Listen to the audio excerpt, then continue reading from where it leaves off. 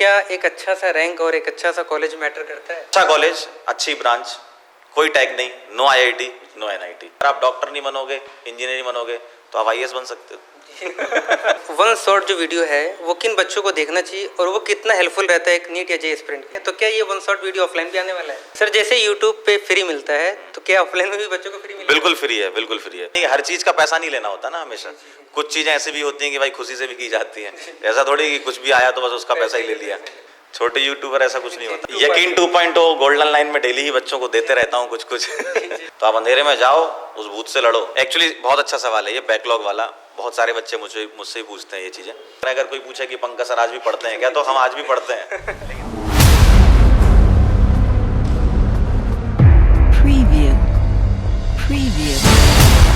Hey guys, welcome to new vlog. I hope कि आप सब अच्छे होंगे। तो गाइस आज हमारे साथ हैं the one and only legendary Pankaj sir OP. Sir स्वागत आपका मेरे इस यूट्यूब चैनल पे। थैंक यू सो मच भाई।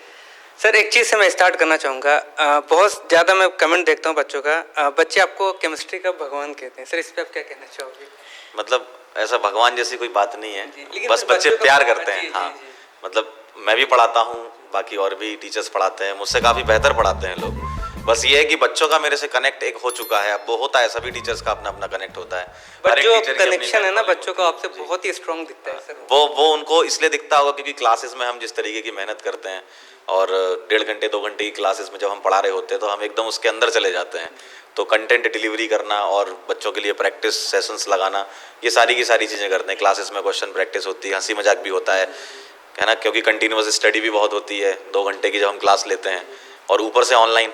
तो हमें सिर्फ कैमरा देख के बच्चों को पढ़ाना होता है ना। बाकी विद्यापीठ में तो हम ऑफलाइन भी क्लास ले रहे हैं, तो यहाँ भी काफ़ी मज़ा आ रहा है। बहुत सालों बाद मैं वापस ऑफलाइन में आया हूँ। सर आपने बोला ऑफलाइन क्लास ले रहा हूँ, मैं एक चीज़ आपसे जानना चाहूँगा।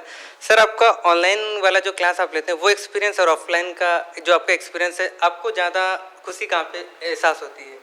मेन चीज़ क्या है, देखो दोनों का अपना अपना प्लस और माइनस है। जैसे जब मैं क्लास ऑनलाइन में क्लास लेता हूँ तो वहाँ पर बच्चे जो चैट में बातें लिखते हैं, मतलब जिस तरीके से मैं क्वेश्चन पूछता हूँ बच्चे आंसर करते हैं, तो वो एक अलग तरीके की चीज़ है। वो अलग फील होता है कि मैंने क्वेश्चन पूछा, बहुत सारे बच्चे चैट में आंसर कर रहे हैं, तो बहुत सारे बच्चे सही भी आंसर करते हैं, गलत भी आंसर करते हैं, लेकिन उनकी तरफ से रेस्पॉन्स आता है, वो बहुत मैटर करता है एक टीचर के लिए।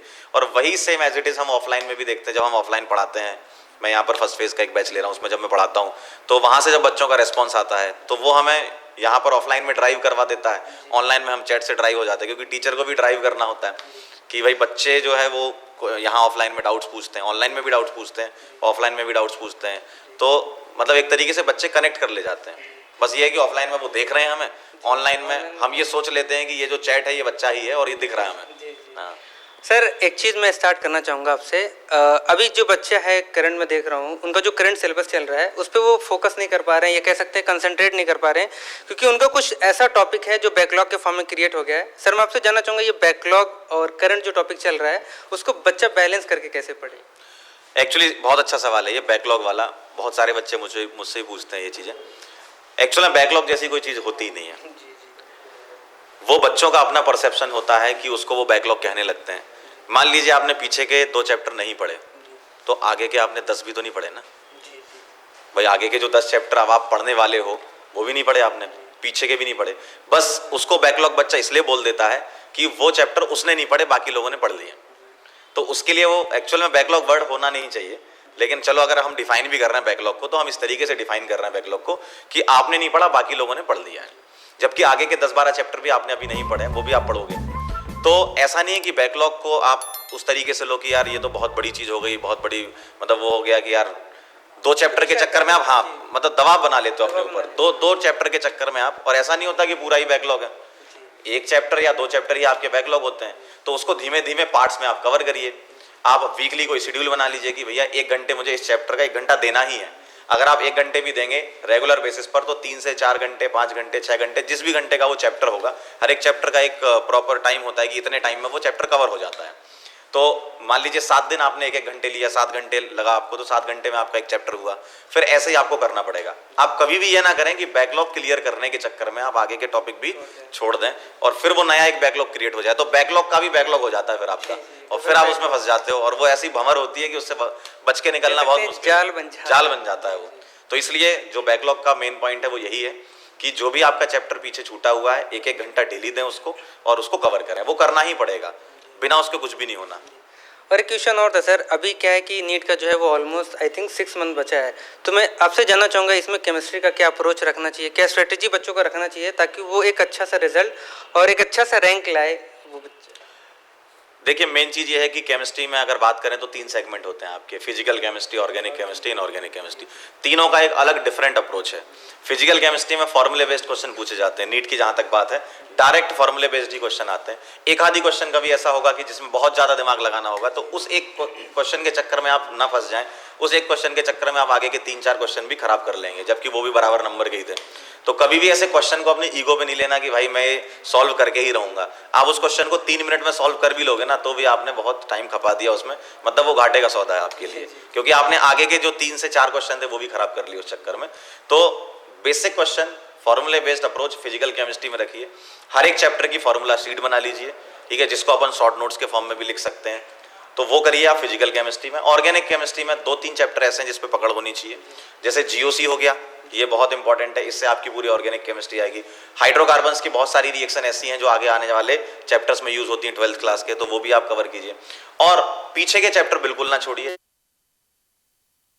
बहुत सारे क्वेश्चन आते हैं। एनवायरमेंटल हो गया, पीओसी हो गया, practical organic chemistry, qualitative analysis हो गया। ये अपने आप में ही ऐसी चीज है कि जो 16 से 20 नंबर की होती है, और ये यूजुअली बच्चे छोड़ देते हैं क्योंकि उनको लगता है ये तो पढ़ने वाले टॉपिक नहीं है, जबकि उनसे क्वेश्चन एनसीईआरटी से ही आ रहा है। आप पिछले 5 साल के पेपर उठा के देखें तो हर एक सवाल एनसीईआरटी से ही आया है, जब भी आया है इन 5-6 टॉपिक जो मैंने नाम लिए। तो इनको आपको बिल्कुल नहीं छोड़ना, एनसीईआरटी को एक तरीके से आपको घोल के पी जानी है इसकी, आपका सवाल हमेशा सही होगा, इसका कभी गलत नहीं होगा क्वेश्चन, क्योंकि आना ही उसी से है। रही बात इनऑर्गेनिक केमिस्ट्री की, तो उसमें ब्लॉक केमिस्ट्री पूरी की पूरी एनसीईआरटी से आती है। केमिकल बॉन्डिंग के कुछ क्वेश्चन ऐसे होते हैं कि जो आप डायरेक्ट ट्रिक से सॉल्व कर सकते हो, है ना, कुछ छोटे कॉन्सेप्ट लगा के यूज करके वो आप सॉल्व कर सकते हो। केमिकल बॉन्डिंग, कोऑर्डिनेशन, ये बहुत अच्छे से पढ़ के जाएं, और केमिकल बॉन्डिंग के लिए पीरियड टेबल आपको अच्छे से आनी चाहिए। तो पीरियड टेबल, केमिकल बॉन्डिंग और कोऑर्डिनेशन, ये 3 बहुत अच्छे से अच्छे लेवल पे तैयार कर लें, और बाकी ब्लॉक केमिस्ट्री आप एनसीईआरटी से ही पढ़ें, सारे क्वेश्चन सही हो जाएंगे आपके। सर यहाँ पे मैं आपको इंटरप्ट करना चाहूँगा। सर आपने जो केमिस्ट्री को ऐसे गिना है ना, सर मैं आपसे जानना चाहूँगा अभी आप कितने आवर्स स्टडी करते हैं? अभी अगर देखा जाए तो ऐसा कुछ टाइम टेबल नहीं है, लेकिन कभी भी लगता है, जैसे क्लास होती है ना, जैसे अभी मेरा यकीन 2.0 चालू हुआ है आजकल, तो उसकी उसकी पीपीटी बनाना, उसके क्वेश्चन सेलेक्ट करना, कौन सा टॉपिक कहाँ करना है, क्योंकि इतने सालों के एक्सपीरियंस के बाद अब ठीक है एक बेसिक नॉलेज हो गई है कि क्या पढ़ाना है ना। अब बस उसको हमें क्या करना होता है, दिमाग में ही चलता है और वो पीपीटी में आ जाता है कि मैं पहले ये पढ़ाऊंगा, फिर ये पढ़ाऊंगा, फिर ये पढ़ाऊंगा, यहाँ पर ये क्वेश्चन कराऊंगा, यहाँ बच्चा ये गलती करेगा तो फिर मैं इस क्वेश्चन से उसको क्लियर करूंगा। तो अब इस टाइप की मेहनत ज़्यादा होती है एक समय के बाद, एक पीरियड के बाद। बेसिक कंटेंट तो 2 साल 4 साल में पढ़ा के मतलब सीख लिया था कि हाँ बस यही है, क्योंकि पता ही है कि भाई इतना ही आना है, सिलेबस भी डिफाइन है, तो वो काफ़ी चीज़ें पहले से ही कर रखी थी।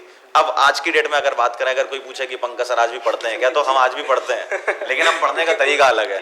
पढ़ने का तरीका ये है कि अब हम सोचते हैं कि यार इस क्वेश्चन को यहाँ ना करा के वहाँ कराएं, या यहाँ पर हम ये वाला क्वेश्चन डाल दें, तो ये भी हमारी पढ़ाई में ही आता है, उसमें भी टाइम लगता है। अगर 2 घंटे की क्लास है तो 3 से 4 घंटे हमको पीपीटी बनाने में ही लगते हैं। सर एक मेरा और क्वेश्चन आपसे रहेगा, वन शॉट जो वीडियो है वो किन बच्चों को देखना चाहिए और वो कितना हेल्पफुल रहता है एक नीट या जे एस्पिरेंट के लिए? एक्चुअली में 1 शॉट वीडियो का जो कॉन्सेप्ट आया था, जो बड़े वीडियोस होते हैं 5 घंटे 6 घंटे 7 घंटे के, उसका कॉन्सेप्ट ही ये था कि अगर बच्चे को एक जगह सारा कंटेंट मिल जाए तो बच्चा अपने हिसाब से जब उसको लगे वो रिवाइज कर ले। जैसे हम लोगों ने एक सीरीज चलाई थी, उम्मीद मंजिल सीरीज, काफ़ी फेमस है 1 शॉट की सीरीज।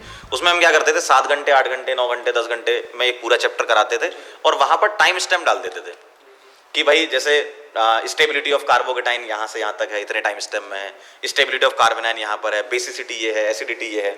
तो बच्चे को ये लगता था कि यार अगर मुझे एसिडिटी वाले क्वेश्चन में दिक्कत आ रही है तो मैं सिर्फ इतना पार्ट देख लूंगा तो मेरा काम हो जाएगा, तो उसको अलग अलग वीडियोस नहीं देखने पड़ते थे। पूरा हाँ चैप्टर पढ़ना। तो जैसे एक वीडियो था मेरा, उसमें तो बहुत सारे 30-40 लाख के ऊपर भी व्यू निकल गए, जीओसी का उम्मीद सीरीज का था, वो बहुत चला वीडियो। वो चलने के पीछे हम लोगों ने एनालिसिस किया तो यही था कि हमने उसमें टाइम स्टैम्प डाल रखा है, और बच्चा जिस हिसाब से जहाँ पे देखना चाहता है कि मुझे इस टॉपिक में दिक्कत आ रही तो वो देख लेता है, इस टॉपिक में आ रही देख लेता है। तो हमने पूरा 1 शॉट अच्छे तरीके से पढ़ाया था। कई बार क्या होता है वो चीजें अपन को टाइम लैप्स पे दिख जाती है कि हाँ, आसान हो जाता है। बिल्कुल, मतलब ऐसा नहीं कि 1 शॉट से आप मतलब एकदम फुल कोर्स ही मान के चलो। 1 शॉट एक तरीके से रिवीजन सीरीज होती है, आपने एक बार पढ़ लिया, अब आपको रिवाइज करना है, 1 शॉट सबसे बेस्ट ऑप्शन है। सर अभी तक मैं आपका जो 1 शॉट वीडियो था वो ऑनलाइन देख रहा था, अभी आप कोटा में ऑफलाइन शुद्ध तरीके से आ गए हैं, तो क्या ये 1 शॉट वीडियो ऑफलाइन भी आने वाला है? बिल्कुल ऑफलाइन आ रहे हैं 1 शॉट वीडियो। 4 तारीख से हमारा ऑफलाइन का एकदम धमाकेदार सीरीज, जिसको हम ऑफलाइन उम्मीद मंजिल बोल सकते हैं। वैसे वो 11th क्लास की रिवीजन है, मतलब 11th क्लास के जो बच्चे हैं जिनका कोई टॉपिक या कोई चैप्टर छूट गया है, तो वो वन शॉट सीरीज हमारी ज्वाइन कर सकते हैं। सर जैसे यूट्यूब पे फ्री मिलता है, तो क्या ऑफलाइन में भी बच्चों को फ्री मिलता है? बिल्कुल फ्री है, बिल्कुल फ्री है। मतलब ऐसा नहीं, हर चीज़ का पैसा नहीं लेना होता ना हमेशा। कुछ चीज़ें ऐसी भी होती हैं कि भाई खुशी से भी की जाती हैं।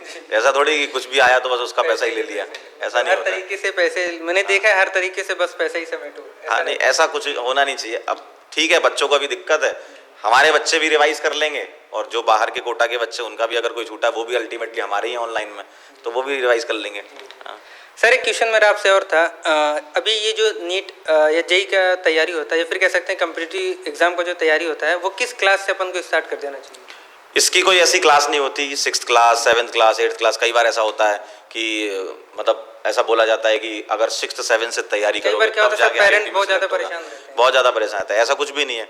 बहुत सारे ऐसे बच्चे हैं जो ड्रॉप लेते हैं, मतलब 12th करते हैं, स्कूल पढ़ते हैं, कोई कोचिंग नहीं करते, फिर ड्रॉप लेते हैं, आते हैं, फिर उसके बाद सेलेक्ट हो जाते हैं। बहुत सारे बच्चे हैं ऐसे।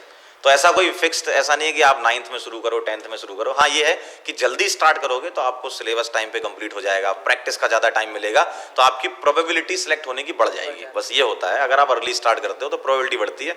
इसके अलावा ऐसा नहीं है, 12वीं में भी शुरू करो। अगर आप मतलब ये मान लो कि ड्रॉप भी ले लिया, उसमें भी 4 महीने खराब हो गए, 4 महीने बचे, तब भी लोग सिलेक्ट हुए हैं। मेन ये है ना कि उतने पर्टिकुलर ड्यूरेशन में आपने कैसे पढ़ाई की है, कैसे कवर किया, वो मैटर करता है। हाँ, कंसिस्टेंसी बहुत बड़ी चीज़ है। सर एक चीज़ और आपसे पूछना चाहूँगा, क्या एक अच्छा सा रैंक और एक अच्छा सा कॉलेज मैटर करता है? ये रैंडम मेरे माइंड में आया क्वेश्चन। वो इसलिए मतलब पहले करता था एक ज़माने में कि यार लोगों को लगता था यार रैंक आनी चाहिए और अच्छा मतलब कॉलेज मिलना चाहिए। तो अगर इन दोनों में सोचना है तो अच्छा कॉलेज एक बहुत बढ़िया ऑप्शन है। अगर आपकी रैंक थोड़ी पीछे भी आती है, अच्छे कॉलेज में अच्छी ब्रांच मिलती है, तो उससे बेटर कुछ भी नहीं है। जैसे मैं खुद का ही एग्जांपल बताता हूँ, मेरी NIT भोपाल की और HBDI कानपुर की सेम डे काउंसलिंग थी। NIT भोपाल और HBDI लगभग कंपेरेबल थे, लेकिन मैंने अपने भाई से पूछा तो उसने बताया कि यार कोई ऐसा ज़रूरी नहीं है कोई टैग वैग का। मैं क्योंकि उस समय मुझे लगता था NIT अच्छा चल भी रहा था, नया नया आया था, तो ये था कि यार चलो NIT का टैग मिल जाएगा। तो ऐसा कुछ नहीं होता, मतलब लगभग बराबर ही कॉलेज में मैं गया था। और ऐसे बहुत सारे कॉलेजेस हैं जो ठीक है, मतलब NIT का टैग नहीं है, लेकिन फिर भी अच्छा खासा वहाँ पर पैकेज मिलता है, जब आप प्लेसमेंट में बैठते हो, अच्छा एनवायरनमेंट मिलता है। तो ये सारी चीज़ें हैं। तो मेरे लिए मतलब अगर मैं एक लाइन में डिफाइन करूँ, अच्छा कॉलेज, अच्छी ब्रांच, कोई टैग नहीं, नो IIT, नो NIT। अब इसको लोग अदरवाइज भले ही ले लें कि यार देखो IIT के लिए मना कर रहे हैं या NIT के लिए मना कर रहे हैं। भाई हम भाई ये मेरा पॉइंट ऑफ व्यू है। अगर तुम IIT में सिलेक्ट नहीं भी हुए तो भी जिंदगी में बहुत कुछ कर लोगे यार। जरूरी थोड़ी है कि डिग्री होनी ही चाहिए। हाँ सर, यहाँ से एक चीज़ मेरे को और माइंड में आ रही है, क्या एक जो बच्चा कोटा आता है प्रिपरेशन करने के लिए, क्या किस भी फील्ड में प्रिपरेशन करना, चाहे वो नीट का हो चाहे जेई का हो, क्या सिलेक्शन मैटर करता है या फिर उसको कोई और ऑप्शन सोचना चाहिए? देखिए मेन चीज़ पता क्या होती है, जिस टाइम पे जो काम आपको मिला है उस काम को आप करें। जैसे बच्चे के हिसाब से सोचें तो अभी उसके पास क्या ही काम है, अभी उसके पास एक टारगेट है कि पढ़ना है और सिलेक्ट होना है। अगर बच्चे खुद से याद करें तो जब वो घर से निकले थे तो उनके घर वालों ने ये नहीं बताया था या ये नहीं बोला था कि तुमको सिलेक्ट होना है, उनके घर वालों ने बोला तुमको मेहनत करनी है। तो जब उनको भी पता है कि भाई तुम कुछ ना कुछ कर लोगे तो खुद क्यों टेंशन ले रहे हो। होता क्या है, हम अपने ऊपर बोझ ले लेते हैं दिमाग में, मेरा सिलेक्शन होगा कि नहीं होगा। हम रिजल्ट के बारे में बहुत सोचते हैं, मंजिल के बारे में सोचते हैं। मंजिल के बारे में नहीं सोचना, रास्तों के बारे में सोचना है कि भाई एक प्रोसेस है, इस प्रोसेस को आपको फॉलो करना है। इस प्रोसेस से तुम निकलोगे ना तो एक अच्छे इंसान बन के निकलोगे। भले ही तुम्हारा सिलेक्शन हुआ नहीं हुआ वो अलग बात है, हो गया तो बहुत अच्छी बात है, नहीं होगा तो भाई सीधी सी बात है, अगर आप डॉक्टर नहीं बनोगे, इंजीनियर नहीं बनोगे तो आप IAS बन सकते हो। ये तो बड़ा सॉलिड था सर। हाँ मतलब पॉजिटिव सोचो ना, नहीं हुआ तो कुछ और करना, कहीं ना कहीं तो अच्छे हो गए। ऊपर वाले ने आपको भेजा है यहाँ पे तो कुछ करने के लिए ही भेजा है। लकीस्ट चीज आपके अंदर कुछ ना कुछ करता ही है इंसान। यहाँ पे ये है, मतलब लोग फंस जाते हैं उसमें कि यार हमारा मतलब IIT में अगर नहीं हुआ तो हम जिंदगी खराब है, क्या ही बचा, डॉक्टर नहीं बने तो क्या हो गया। ठीक है, आपके पास एक काम है, आपको सेलेक्ट होना है तो उसके लिए मेहनत करो।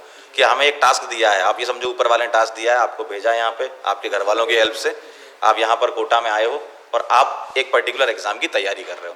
अगर आप उसमें फेल भी हो गए तो भी कोई दिक्कत नहीं है, आपने बहुत कुछ सीख लिया है। एटलीस्ट संघर्ष करना तो आपने सीख ही लिया है। सर एक क्वेश्चन और था, अभी कुछ ऐसे बच्चे मैं देख रहा हूँ जो भी पढ़ना स्टार्ट नहीं किए थे, अभी वो अगर पढ़ना स्टार्ट करना चाहे, मतलब वो चाहते हैं कि अभी से अगर मैं प्रिपरेशन करना स्टार्ट करूँ तो क्या वो नीट में सेलेक्ट हो सकते हैं? बिल्कुल हो सकते, क्यों नहीं। मतलब मेरे ख्याल से ऐसा नहीं होता है कि एक पर्टिकुलर एग्जाम, जैसे हम नीट की बात करें, कोई बहुत बड़े एग्जाम नहीं है, हम करते क्या है, हम जेई और नीट, उसके अलावा भाई बहुत खतरनाक चीजें दुनिया में करने के लिए, हम जेई और नीट ही तो कर रहे हैं। बहुत एडवेंचर्स है। हाँ, मतलब बहुत सारी चीजें हैं, ये बहुत कोई टफ टास्क नहीं है। आज से कुछ सालों बाद आप लोग खुद फील करोगे कि पढ़ना बहुत आसान काम था। जिंदगी में बहुत संघर्ष है, बहुत सारे लोग हैं। फील कैसे करें कि अभी आज जिस स्टेज पे बच्चा है उसको कैसे ये फील हो कि पढ़ना आसान काम है? देखो, अगर हम अभी बच्चे के लेवल पे सोच, इसलिए मैंने बोला कि बाद में सोचोगे, इसलिए मैं सोच रहा हूँ कि अभी मैं क्या है, थोड़ी फ्यूचर वाली पिक्चर दिखा रहा हूँ कि बाद में जब तुम उस लेवल पे आ जाओगे, जब आगे तुम्हारा मेंटल डेवलपमेंट होगा समय के साथ, ठीक है, दुनियादारी सीखोगे जब, अभी तो 11th-12th में हो, लेकिन जब आप आगे बढ़ोगे संघर्षों के साथ, मतलब जब लड़ रहे होगे लोगों से, तो उस टाइम पे आपको लगेगा यार पुराने दिन बहुत अच्छे थे, वो याद आएंगे आपको कि यार ऐसे तैयारी की थी हमने, ऐसे किया था। हाँ, और क्या, आराम से पढ़ना चाहिए था, कोई ज़्यादा लोड नहीं लेने की जरूरत नहीं है। सिंपल सा है, कंसिस्टेंसी मेंटेन करो। अगर आप अभी से भी स्टार्ट करते हो तो मैं तो ये कह रहा हूँ कि किसी में हिम्मत नहीं कि आपके सिलेक्शन को रोक ले, अगर आपने अच्छे से मेहनत करी है तो। कंसिस्टेंसी मेंटेन करो, जहाँ भी आप पढ़ रहे हो, जो भी टीचर आपको पढ़ा रहा है उसको एकदम फॉलो करो ब्लाइंडली, और जैसा वो कह रहा है वैसा करते जाओ, तो आपका काम हो जाएगा। सर अब यहीं पे एंड करते हैं, बहुत ज़्यादा आपका टाइम ले लिया। और एक चीज़ आपसे और कहना चाहूँगा सर, आप बहुत ज़्यादा इंस्पायरिंग हो। सीरियसली मैंने एक्सपेक्ट नहीं किया था कि आप एक छोटे यूट्यूबर कह सकता हूँ, आप टाइम दो। नहीं, ऐसा कुछ भी नहीं, छोटे यूट्यूबर ऐसा कुछ नहीं होता। मेन चीज़ क्या है कि आप कोटा में अवेयरनेस फैलाते हो, ठीक है, आप कोटा में लोगों की हेल्प कर रहे हो, इससे बड़ी चीज़ क्या है ना। भाई मेरे से भी कुछ चीज़ सीखी जा सकती है, जैसे मैं बोलता हूँ सबसे कि कोई ना कोई इंसान किसी ना किसी से कुछ ना कुछ सीख सकता है। तो ठीक है, आपने इतना समय दिया इस वीडियो को देखने के लिए, तो कुछ जो भी आपको अच्छा लग रहा हो सीख लो, क्या है उसमें। और सर मेरे सब्सक्राइबर को क्या कहना चाहेंगे आप, कोई मैसेज अगर आप देना चाहेंगे? सब अपने ही बच्चे हैं। सब अपना ही, मतलब आपकी तरफ, कोटा हो, पटना हो, दिल्ली हो या कहीं भी हो, जितने भी बच्चे जुड़े हुए हैं आपसे, मतलब ये कहना चाहूँगा, आपको कभी भी जीवन में टेंशन लेने की कोई ज़रूरत नहीं है। खुश रहोगे हमेशा अच्छा चलेगा। जहाँ आपने टेंशन ली, सब दिमाग का खेल है, आप जैसा देखोगे ना आपको वैसा दिखना चालू हो जाएगा। तो एकदम स्वस्थ रहो दिमाग से, ठीक है। सर अभी यकीन 2.0 चालू हुआ है सर, उसके लिए बच्चों को कुछ गोल्डन लाइन बता दो, क्योंकि ये बहुत फायरिंग है। यकीन 2.0 गोल्डन लाइन में डेली ही बच्चों को देते रहता हूँ कुछ तो गोल्डन लाइन में बस यही है कि जहाँ पर हम अभी बैठे हुए हैं, जैसे यकीन 2.0 के बच्चों की बात करें, तो अभी जैसे ऑर्गेनिक हमारा स्टार्ट हुआ है, तो मैंने बच्चों को पहले दिन भी बताया था कि कभी भी बैकलॉग मत होने देना, क्योंकि जो अभी मैंने प्रॉब्लम आपके साथ शेयर की बैकलॉग वाली, आपने मुझसे क्वेश्चन पूछा, अगर हमें स्टार्टिंग से ही पता रहेगा कि हमको कंसिस्टेंसी मेंटेन करनी है और कोई बता देगा उनको, इसलिए मैंने बच्चों को बता दिया था कि डे 1 से ही आप अपना बैकलॉग मत होने देना, कोशिश करो कि बैकलॉग ना हो। फिर भी अगर किसी कारणवश हो गया बैकलॉग तो उसको आप कवर करो, क्योंकि देखो आप अंधेरे में खड़े हो, कोई बोल रहा है भाई अंधेरे में भूत है, तो आप दूर से देख के डरते रहोगे, जब तक आप उस अंधेरे में नहीं घुसोगे तो कैसे पता चलेगा तुम्हें? वहां तो कोई नहीं था, वहां कौन था? कोई नहीं था। तो भाई जितनी भी समस्या आपके जीवन में आ रही है, तुमको उनको लड़के ही खत्म करना पड़ेगा। समस्याओं से भाग के कभी भी समाधान नहीं निकल सकता, उससे लड़ना पड़ेगा आपको। तो आप अंधेरे में जाओ, उस भूत से लड़ो, कोई नहीं है वहां पे। हाँ जी, आज मैं एक अंधेरे में जाऊंगा सर, और क्या देखूंगा। ठीक है sir, thank you so much. ठीक है, थैंक यू। बहुत अच्छा लगा सर, बहुत अच्छा लगा। Thank you.